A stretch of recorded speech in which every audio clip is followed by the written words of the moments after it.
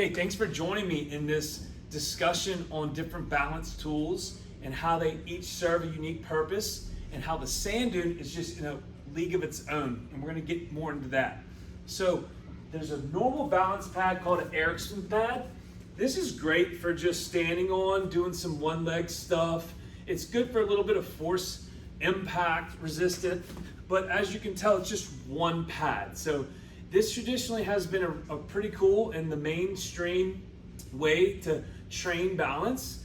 We'll go on to the next. The rebounder is a tool that's used to help people with jumping and also for lymphatic stimulation. So when you rebound on something like this, when you push in, it actually overstrides you a little bit and pushes back a little bit too much. So you can't really run on this thing, and it's not going to give you the feedback that is accepted by your body. This can be too much for some people in their joints.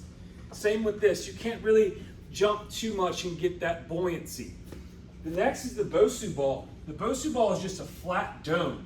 Now, you can do some exercises on this, but as you can see, it's kind of pushing me around in my ankles, and it pronates my ankles as well. We can't run on these, all right?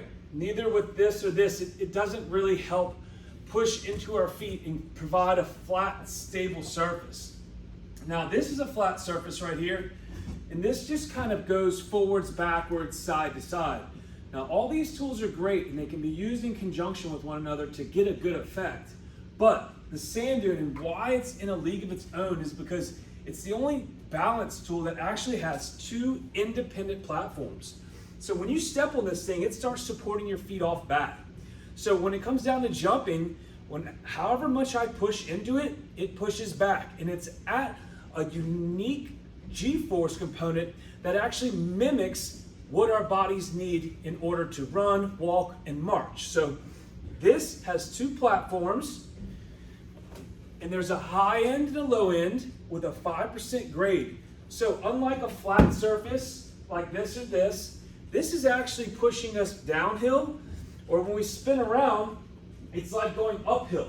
So as you can tell, all these definitely work balance, but in order to train our bodies in left-right mirror resistance, which helps build asymmetries, helps work on single sides, and allows us to walk, run, march, and rebound comfortably, you can tell that the Sanddune is way more comfortable for me and my feet, and I can do everything on these exercises, these devices I can here, but my foot is going to be supported in anything I have in terms of weaknesses, lack of blood flow.